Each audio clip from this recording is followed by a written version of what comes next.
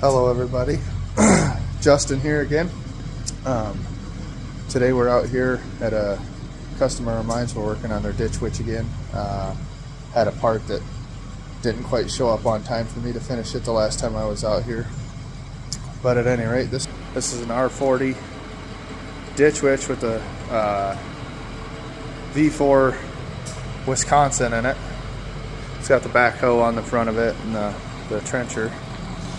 And the last time I was out here, we replaced the lift cylinder thanks to Ditch Witch of Minnesota and Iowa and Maverick up out of Story City, Iowa. We were able to find that cylinder rebuilt and get it replaced a whole lot cheaper than it was just to replace the rod on the old one.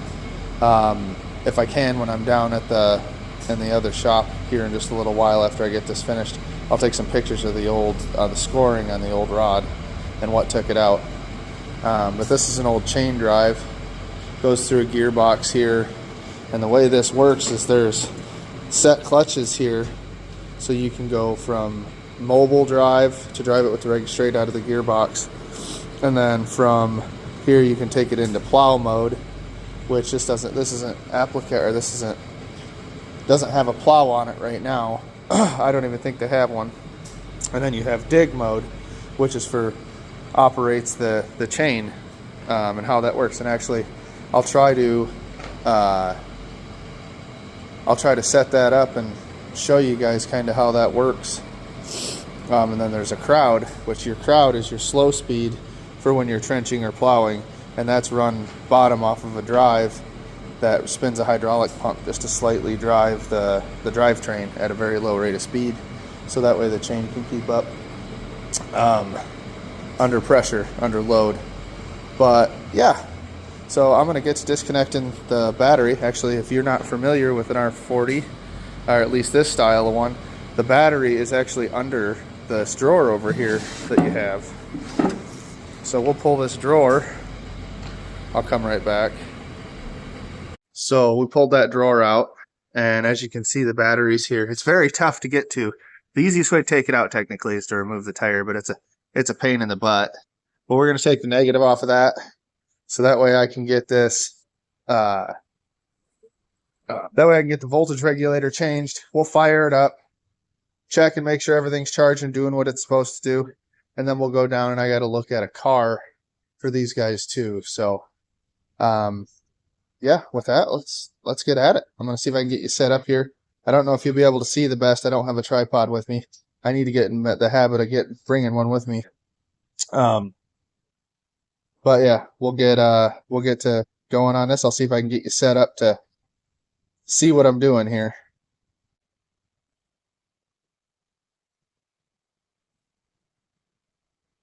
That's kind of the best that I'm going to be able to put you in right now. All right, so we're back. We got that negative terminal removed on the other side. And now we're going to take our voltage regulator off and replace it with our new one. If you're having a problem with this charging, but your alternator's spinning freely and it's not producing voltage, there may be a high possibility on these old V4 Wisconsins that the voltage regulator went bad just from sitting for a long period of time. In this one's case, it had bearings going out, but the exciter wire for the voltage regulator broke off too close for us to repair it. So if you guys need a voltage regulator for this style alternator, I'll give you guys the part number right there. That is something you guys should be able to order off the old Jungle website, or maybe even from your local auto parts, and get to replace this and see if that's your problem. This is a $50 part versus replacing a couple $100 alternator, and it might be worth it if that's just what needs to be replaced. So, well, let's get after it here. Looks like we have a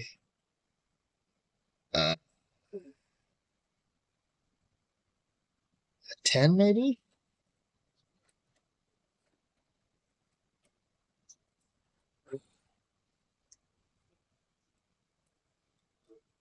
Nope, smaller than a 10, so we'll go with it. Go with a 8. Yeah, that'll do it. Okay.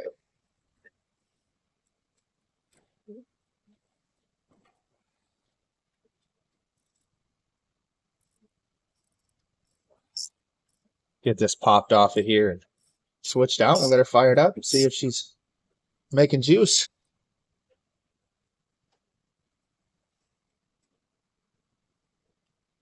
Oh, I'm gonna need a swivel for that one.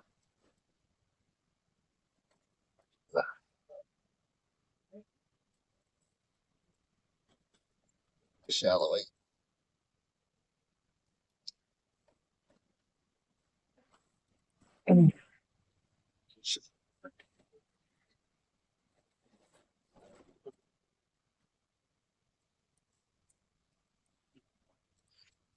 It's pretty cold out here today in Iowa. We're sitting in the single digits, I think, this morning. If I'm wrong, I'll correct it. But let's move back just a little bit here. We're all right up in there. It don't need to be that uptight.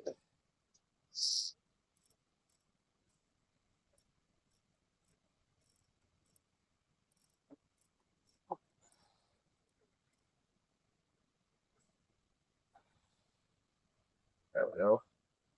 I can get it with my fingers now.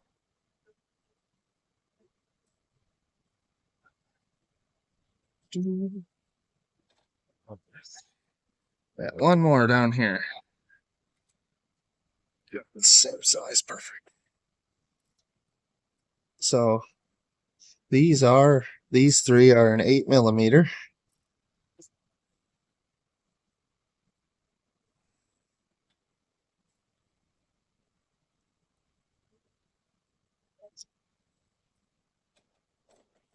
Which pops that voltage regulator back. Pop that one wire off the exciter terminal there. And now we have these two left right here, which I believe are an 11 or a 7/16. Nope, I am wrong. 10, it's gonna be a 10. Oh, 9?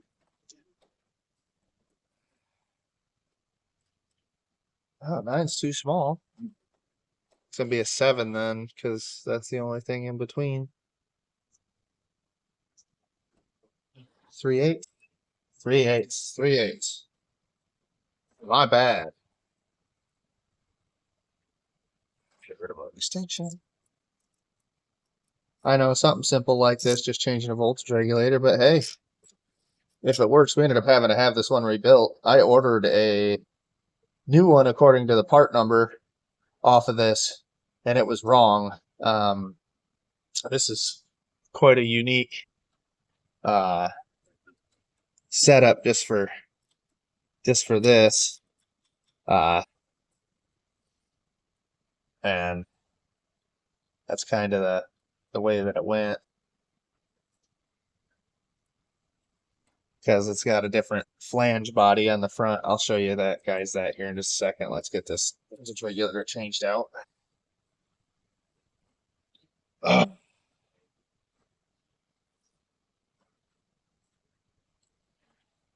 Red, black, white. We'll get our red wire put back on over here.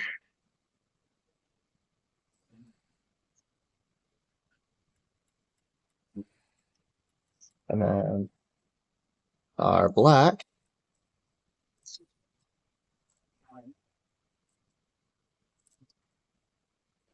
put on.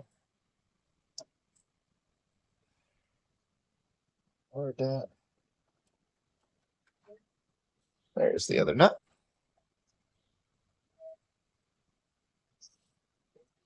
Yeah, we had some freezing rain and ice the other day, and so I go out and I do snow removal too, and we had to go spread about 700 pounds of salt the other day just for one or well, between two of my commercial clients. Uh, but yeah, we got them all taken care of, and they were happy, and that's what matters. It's got a little bit different of a terminal on it. Let's see.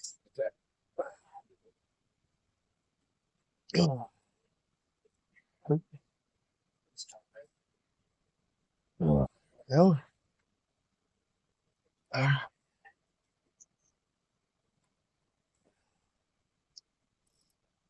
tight. Snug this one up.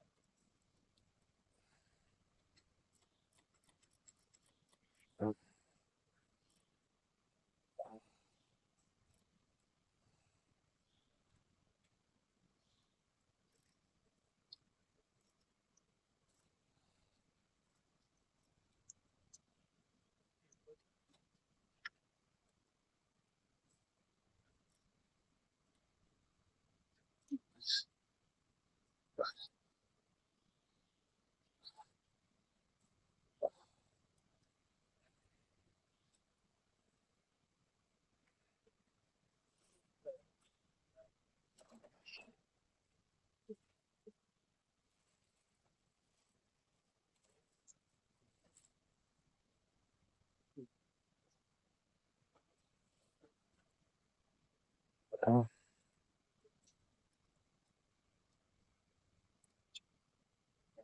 oh,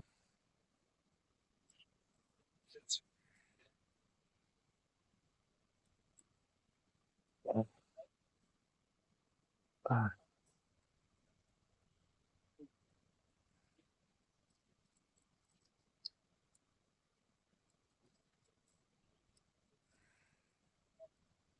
Let's see if we can get that bad boy started.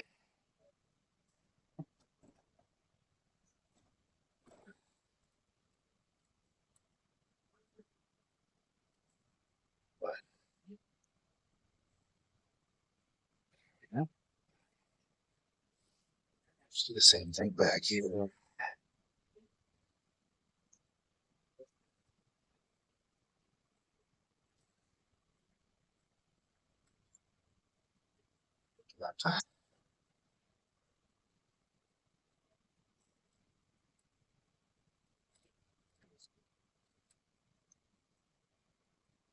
Ah,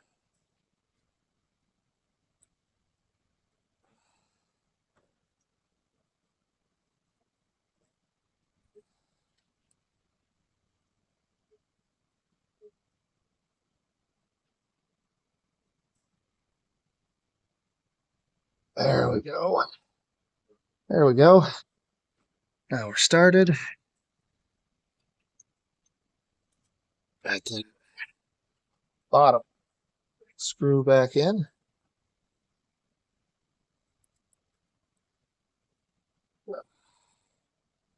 Yeah, this would have been a lot easier to take it off, but it's here. I didn't feel like taking it off, and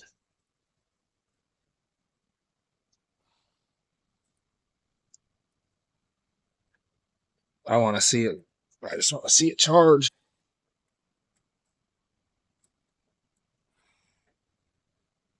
There we go.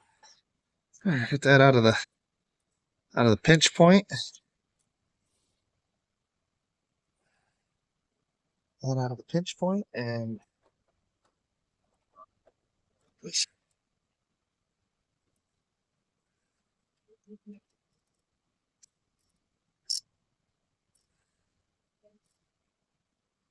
tighten it up.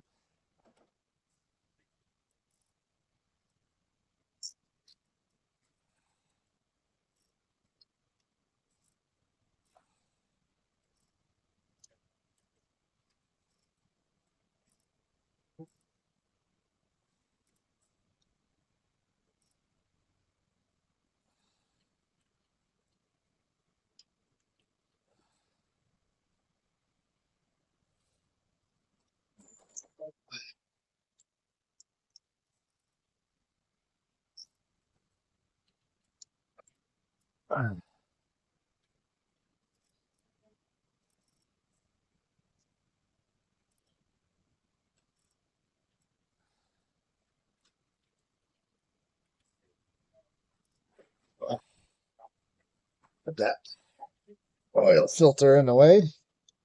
Oh, that's all right. I can deal with it for one screw.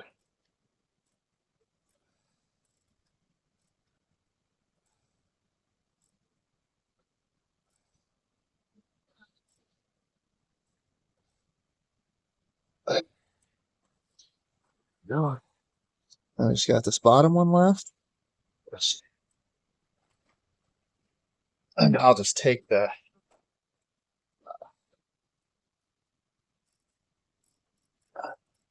morning. Morning. Oh, not too bad. Are we making a YouTube video? Yep. I think I'm just going to start doing it full time. I would. Well, I just do it on everything that I do. Yeah.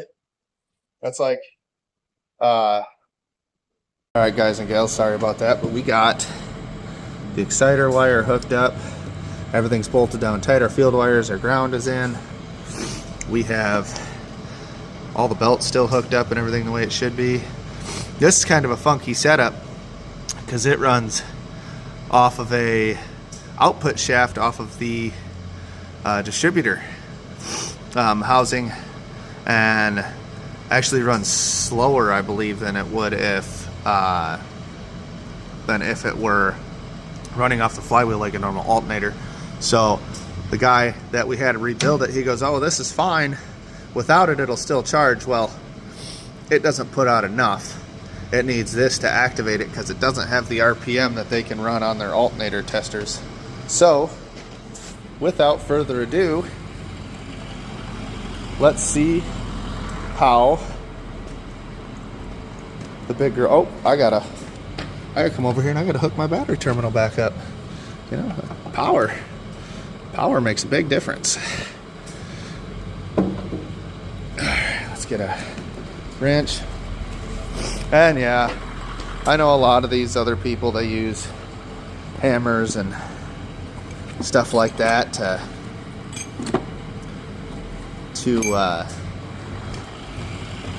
put their battery terminals on, and I can't do it. It's too easy just to, if you need to spread it just a little bit, to use a screwdriver and separate it, or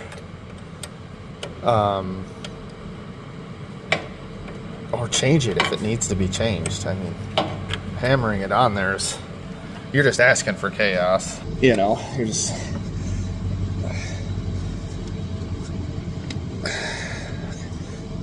there we go. Yeah,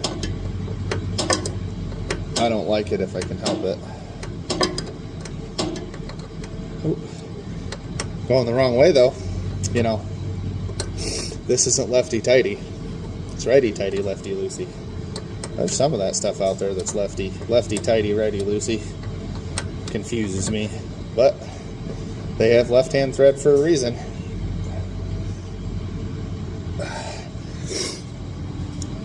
Alright. Let's throw this battery charger in.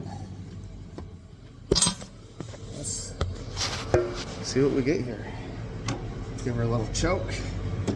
Bump with the throttle.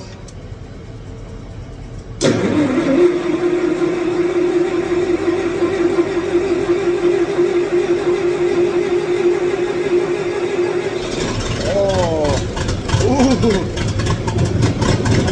Oh, that's just cooking. Woo. All right, so we got the amp meter here. She's showing she's putting out voltage. That's good. Oh yeah. What a sweetheart this old D4 is. It's a good running motor. So we get her a little more RPM. Yep. There we go.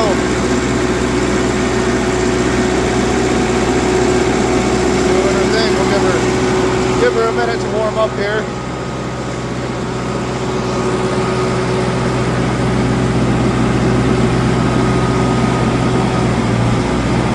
There we go.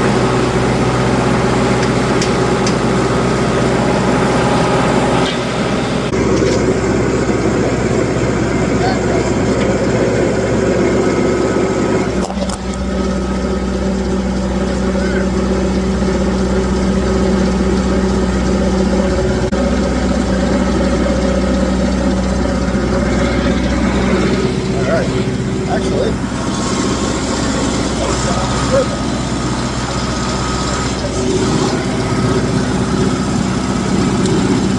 So, see. Hold on, let me check it out here. So you can see here, I have the slide. And that's here, transmission. A lot of times.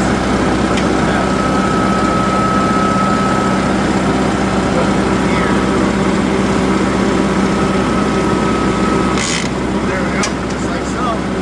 Now you can drive.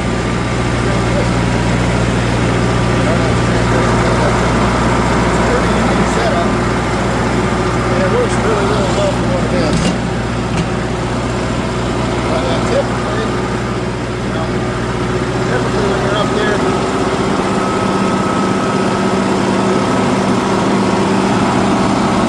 when you're up there, I just had that first gear. Third traction.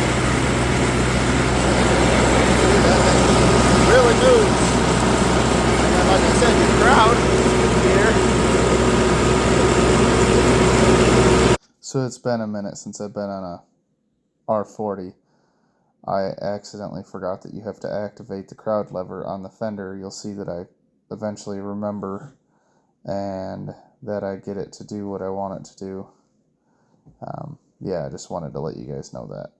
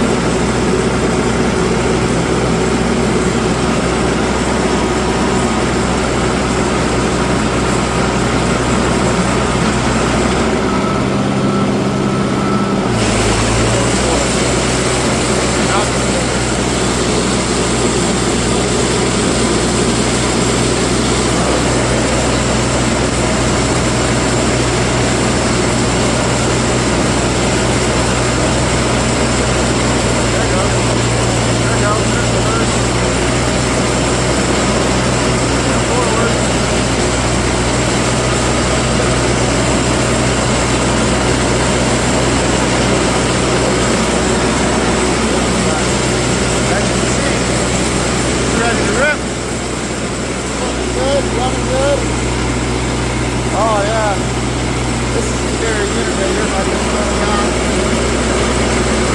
1224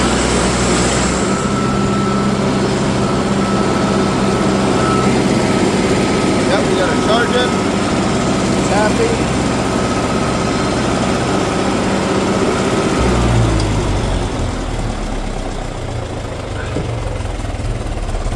Listen to that. Oh, thought it was going to stay on.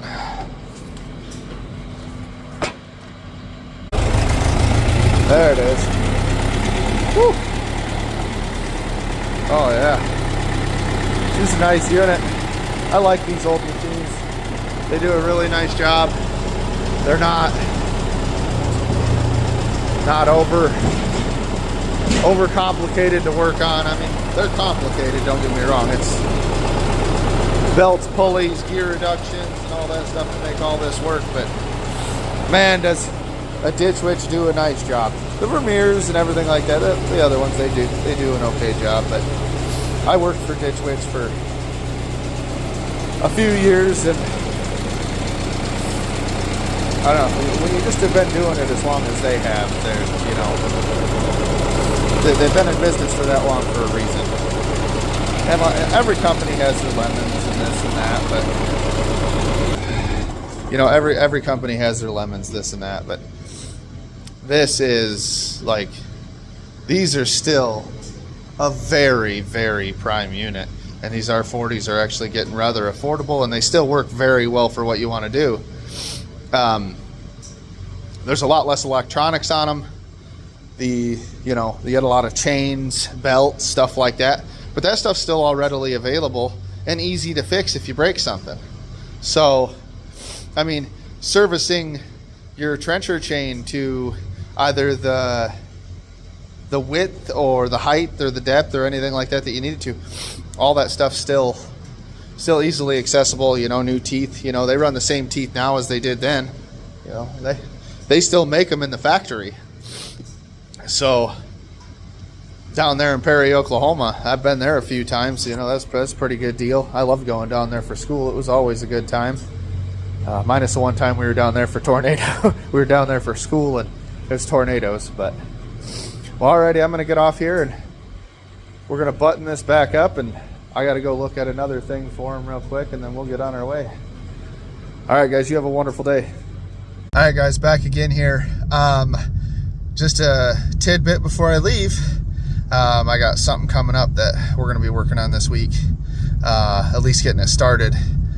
I just got done working on this Ditch Witch R40. Is this shed? So as you can see, there's a pad here and a pad over there that's broken up. I tore down what was left of 2 grain bins after they sold them, and that shed was there. There used to be a bulk feed bin that sat right here that I took down and tore to scrap. Over there on the side of that shed, I'll get a better picture of it on the other side, that they took down 3 sheds. I emptied them out and took out, between the 2 grain bins and everything that was in there, over 30,000 pounds of steel. But that shed I'm going to be tearing down, reutilizing and putting it in my backyard so I can declutter my garage a little bit. But yeah, I'll get some better pictures. All right, thank you.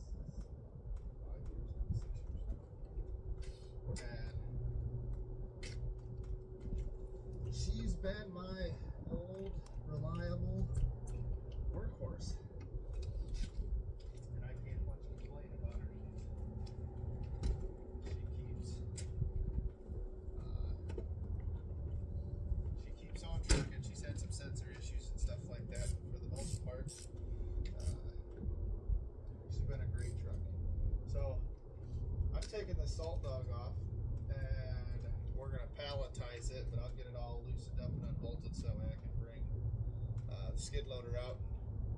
We'll get the forks on and move my buckets and get a pallet so I can stack half of this. My skid loader's not big enough to move a full pallet, so I kind of have to do it in littles and then restack it. But you gotta do what you gotta do, what you got. So that is exactly what we're gonna do. $1,000. Good tires on it, everything like that.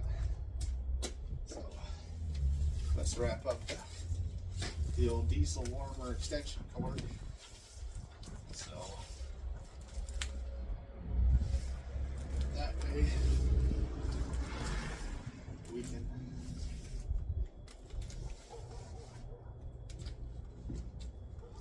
keep it up so I don't run it over and break it.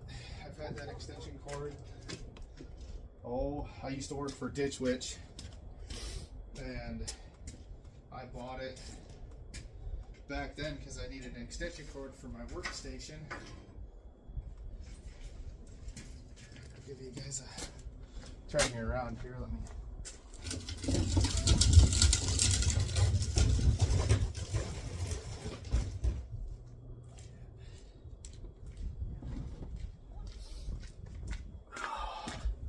Go like this. So yeah, turn some. But this is my 1980s Bobcat 540 with a K582 Kohler in it.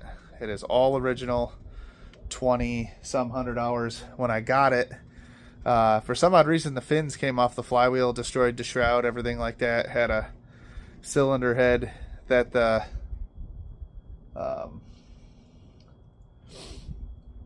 spark plug, somebody had put a helicoil in it and it was not done right.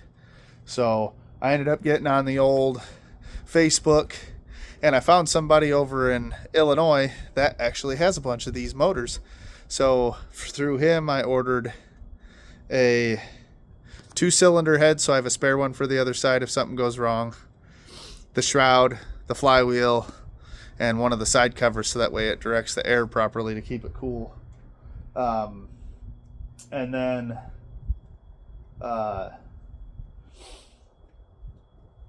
I got that fixed. I aired up all the tires. We did a complete service to it, greased everything. And I had to figure out an electrical issue. This probably would have been a lot of good technical knowledge to put on YouTube, but that was then. This is now. I upgraded and put newer lights on the front of it to keep the draw down for the stator. I had to put a new stator in it out of a newer style Kohler, and thank God it fit. And a newer style regulator, because the old regulator was some hodgepodge. I'll show you guys. I'll have to show you guys in the manual and of what it was, but I don't know how it worked, but it did at the time, and it no longer did after it sat for so long. So we put an updated one in it and everything like that. Now it charges great, keeps everything up. I got a little cab on here that I bought from Allstate's Ag Parts out of DeSoto, Iowa, and they're great. If you need any, Allstate's Ag Parts is great. If you need any parts for these old Bobcats, or you need like a cab enclosure because you're open ROPS, you can buy these. These are really affordable, and no, they're not perfect, but man, does it cut the wind down. It makes a massive difference. I could use some taping and some sealing on a couple areas and it would help out even more, but I didn't freeze to death. I may have been cold, but I didn't freeze to death during some of the snowstorms when I pushed, and I pushed a mountain of snow. I have 5 commercial properties that I do with just this skid loader and this Meyer blade here that I picked up for $100 from a friend of mine. And man, has it been nice. I tell you what, I get to do my own driveway before I leave, and then I hit all my customers. And I've got 5 commercial clients, and then I have about 15 or so residentials that I do. So we've had enough snow to keep us busy, but not enough snow to say that it stays. Because, I mean, obviously, we have a little bit left over that you can see there. But that was just a little snow squall that we had that actually closed a bunch of I-35 north and south, north of Des Moines, closed pretty much all the way up past Story City. They shut the interstate down. So, but hey, this one works. I have another 440B here, Bobcat, but I just ended up getting that one sold. I just don't have the time to get to it right now, and a good buddy of mine does. I bought it. It had really crappy tires on it. I put new tires on it just so that way it would sit there and I wasn't doing any more harm to the rims, because these rims are tough. I wish I could have found another set of rims for them, but it is what it is. So hopefully we'll be loading that up soon, and hopefully we'll be loading that up soon, and we'll be taking it to him and getting it unloaded. I got to go to my storage unit and get the cab out of there, and yeah, we'll get that done one of these days and get it out of here so I can move all my attachments up and I can properly park in my driveway.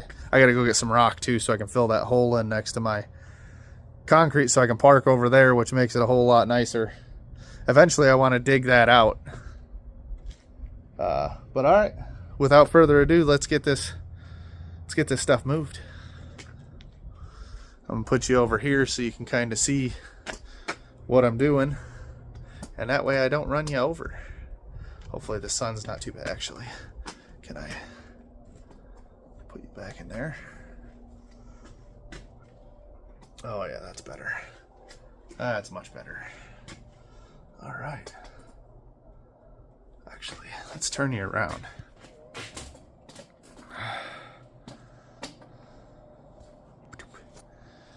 There. Well, oh. And you guys should still be able to hear me. I got my earbuds in.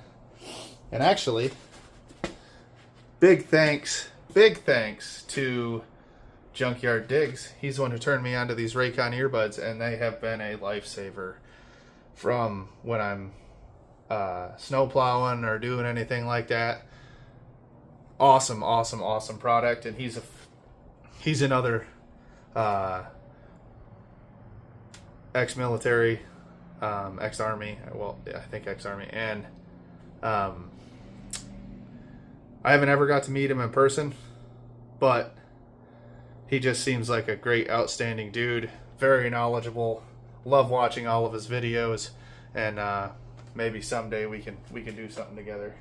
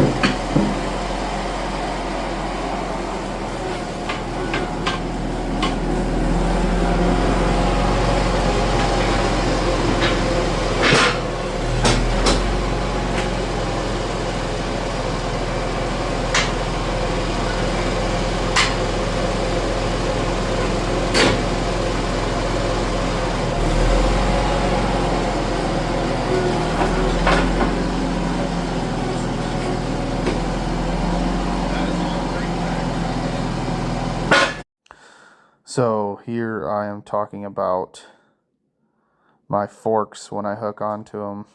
I have a problem with they don't have any rake on the backside, so when I go to tilt back, the front of my forks only come off the ground like an inch, and I would like more kickback so they come off the ground, say 4 or 5 inches, so that way when you go to pick something up, so you carry more weight to the backside of the skid loader when you're picking stuff up, and it makes it a whole lot more stable.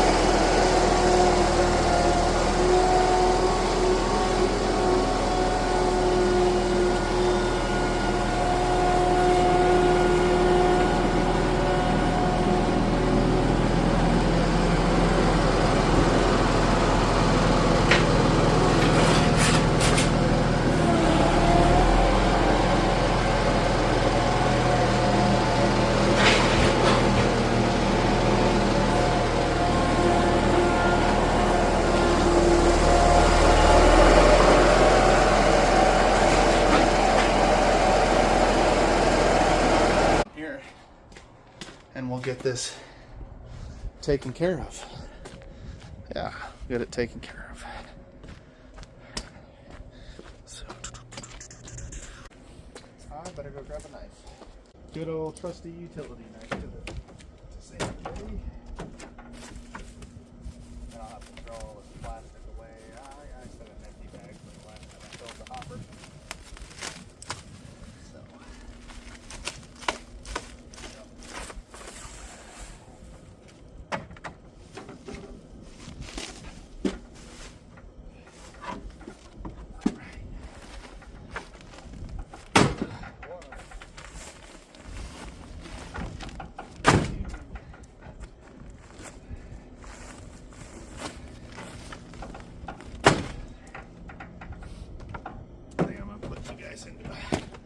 Time lapse here.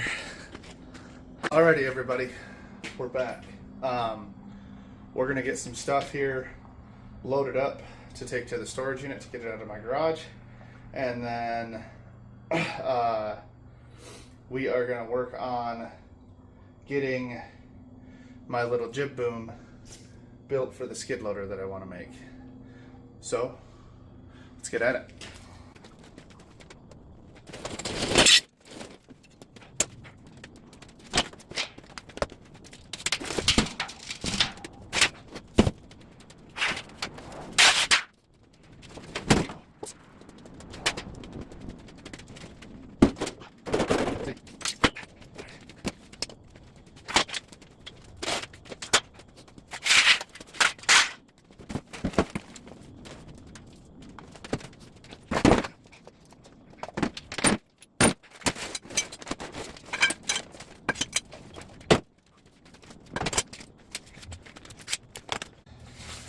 Found this really nice old sledgehammer handle and actually not sledgehammer head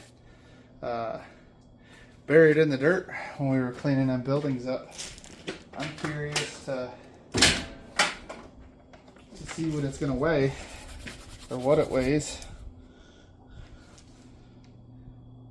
Warning, blah blah blah blah blah.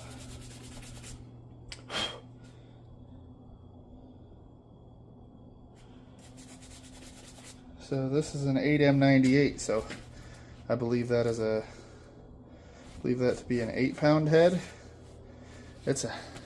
She's a classic. I got a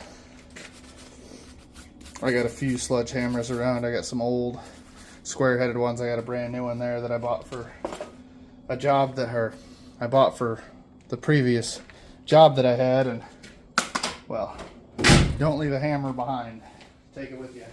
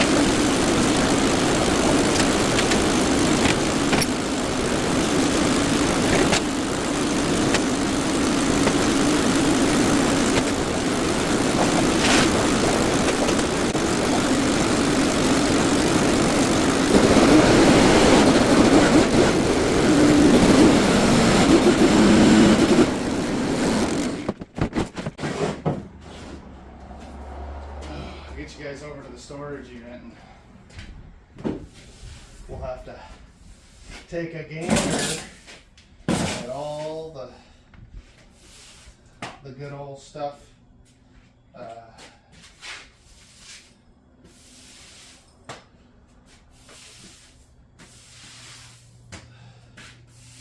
All the good old stuff that I have over there that come from the same place that I picked all this stuff, all the gas motors, the chainsaws.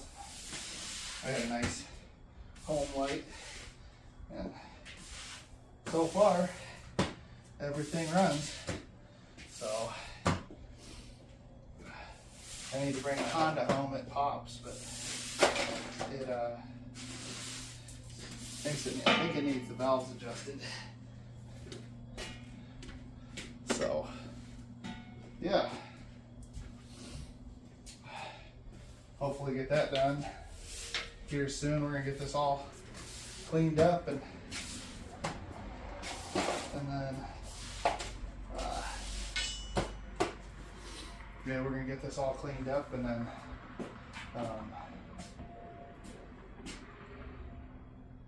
we're gonna get to working on them motors, so that way you know, have some extra income coming in for my business, at least to keep me going through winter, because praying for snow only gets you so far.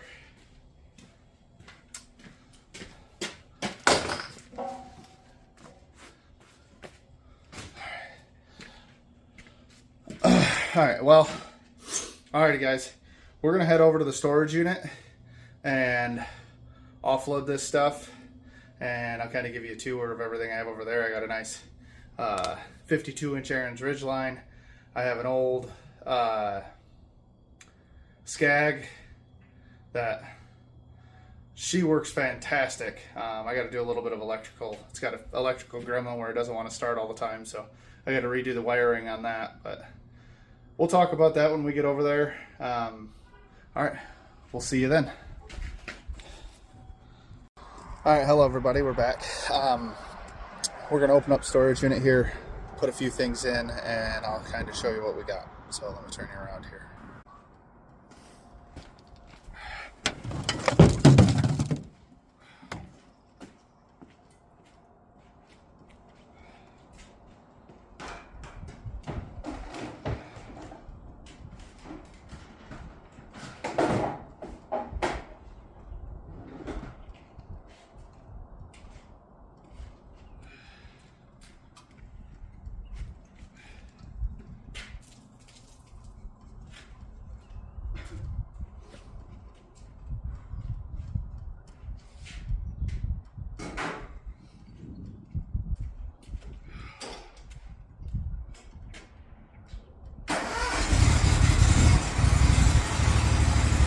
She's a gem.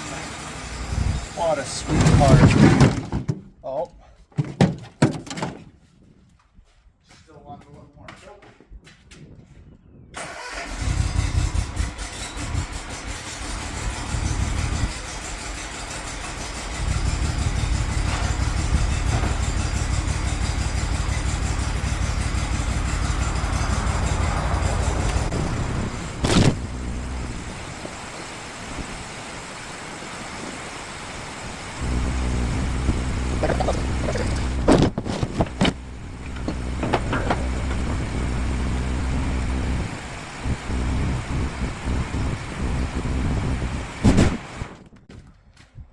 Alrighty guys, so I'll turn you around and I'll show you everything that we got and we'll go from there. Alright, so first off here, what I pulled out of that was I got this old Homelight XL. Great old saws. Used to have one of these when I was younger. We got a Poland Wild thing. I have a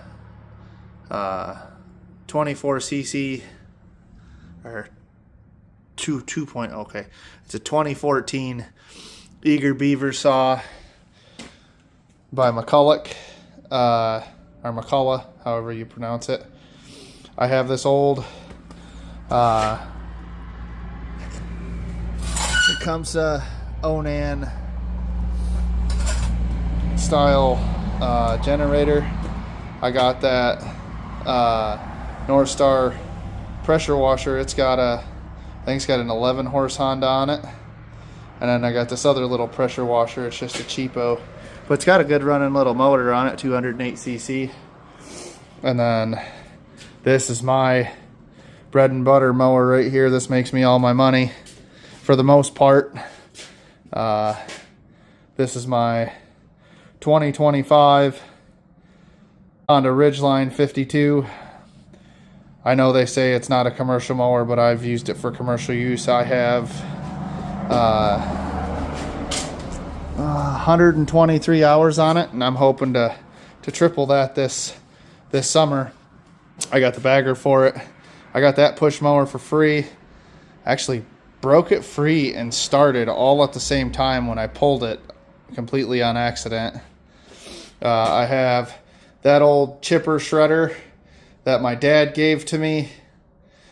He picked it up in Michigan. That's originally where I'm from.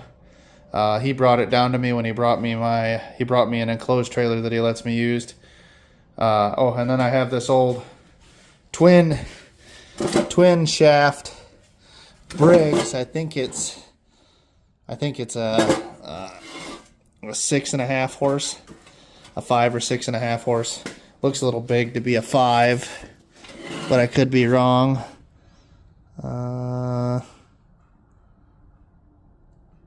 Doesn't say. I'll have to look at the model number to figure that out. And then there's another 3214 McCulloch that I got. I got a parts weed eater up there for my two trimmers. I got an Echo 2620T and a Steel FS70R, and I have my Craftsman, which has my hedge trimmer attachment and my edger on it. I have my PB580T, this one that I've had for a long time, well, for 2 years, and it is a 2018 model, and this is a 2025. So I got that little 1200 watt generator. It runs. I need to clean the carb. It produces power. I got to get cleaned up, get it sold. I have this leaf vac. This is my big leaf vac. I bought this one for $100. Had a stuck valve, tore it down, got it fixed. Runs great. I got vise. I got some other stuff out of my garage and out of some other garages that I cleaned up because we do junk removal. And then, yeah, I just got some odds and ends and stuff like that in here. We got my son's four-wheeler that I need to get back fixed. Actually, if you guys know anything about these and how to get it bypassed. The starter does work if I apply direct power to it, but for whatever reason, when I hook all the wiring and stuff like that, I can't get it to go through the controls. I've got all brand new controls and everything for it. I've switched everything out. I can't figure nothing out on that. This is my son's Power Wheel that he won. We have a Power Wheel National tournament thing. I'll see if I can find some pictures of that. But they raced and he won this one in the raffle. So, yeah. Oh, I got my manual big Honda, or well, PowerTech stump grinder. I've ground a lot of stumps with this thing. I know it's a lot of labor, but man, it's worth it. I have an aerator back there, a shank style aerator. There's that leaf vac, and then I have another generator underneath of it. I've got another generator at home too. I want to get them all up and running and sold. That black one doesn't make power, so I don't know. I'm gonna have to figure it out with that. Shut this one and I'll show you guys what's on the other one the next time that we come over here and have to get back into it, which will probably be sooner than later because I need to get stuff and get everything taken care of. So, yep. Oh. So yeah, we're gonna try to do all this stuff and kind of see where it takes me. I'm excited. This is new and stuff like that, and you know, I started my own business just a touch over a year ago, and you know, it's brought me a long way. But hey, I'll even make videos of cutting grass and doing all that stuff and how we do it and see where it takes us. I mean, if you guys like it, you know, that'll be awesome. You know, I'll take you along for the journey if you guys will.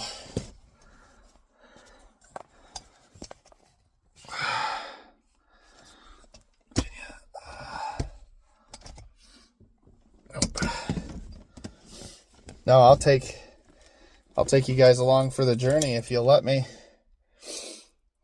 As I learn and grow, and we all learn and grow together. So, it's what it takes. So, well, we'll catch you guys at the next stop.